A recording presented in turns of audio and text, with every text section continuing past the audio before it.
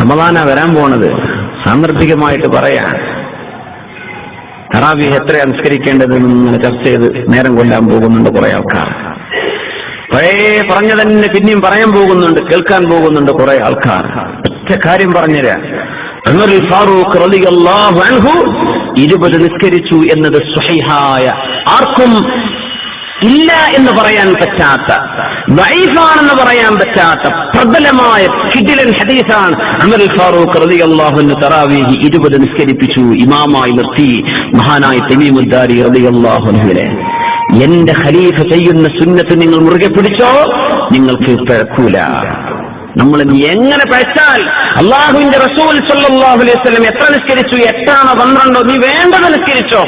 20 ചെയ്യുന്നവരോട് വേണ്ടാന്ന് നീ പറയല്ല. എന്തേ?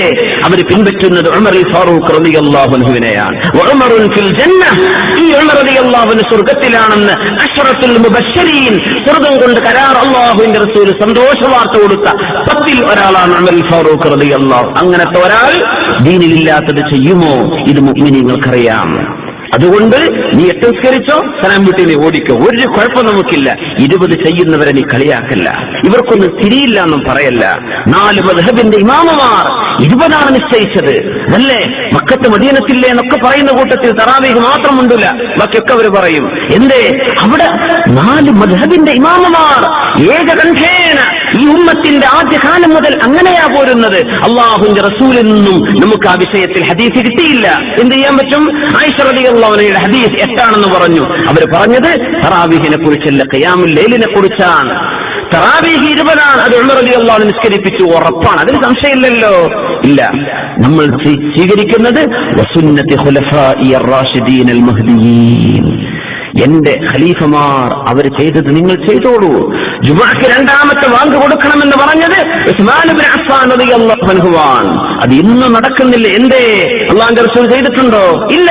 പക്ഷേ എന്റെ ഖലീഫമാർ ചെയ്തത് പിൻപറ്റിയേക്കണം, അല്ലാഹുവിന്റെ റസൂലിന്റെ ആജ്ഞ. അതുകൊണ്ട് ഇന്നും ആ 2 വാങ്ക് ജുമുഅക്ക് വിളിക്കുന്നുണ്ട്. എന്തേ?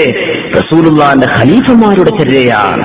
ഇത്ര മനസ്സിലാക്കിയാൽ കുറെ ഒച്ചപ്പാടിന് നമ്മളെ എനർജി സേവ് ചെയ്തുകൂടെ? എന്തിനാണ് ഒച്ചപ്പാടുണ്ടാക്കുന്നത്? എന്തിനാണ് നമ്മൾ ദീനിന്റെ വിഷയത്തിൽ അറിയാത്തത് ഇടപെട്ട് പറയുന്നത്? അല്ലാഹുവിന്റെ റസൂലിന്റെ സ്വഹാബത്ത് കാണിച്ചു തന്ന പച്ചയായ ദീൻ മുമ്പിലുണ്ടായിരിക്കെ നമുക്കറിയുന്നതും അറിയാത്തതും കൂട്ടി മിക്സ് ചെയ്ത് اللهم صل على سيدنا محمد وعلى آل سيدنا محمد وبارك وسلم عليه. اللهم صل على سيدنا محمد وعلى آل سيدنا محمد وبارك وسلم عليه. ഒരുപാട് സ്വലാത്ത് നമ്മുടെ ഹബീബിന്റെ ഹളറത്തിലേക്ക് എത്തും. അള്ളാഹു എത്തിച്ചു കൊടുക്കട്ടെ, അവിടുത്തെ അള്ളാഹു സന്തോഷിപ്പിക്കട്ടെ.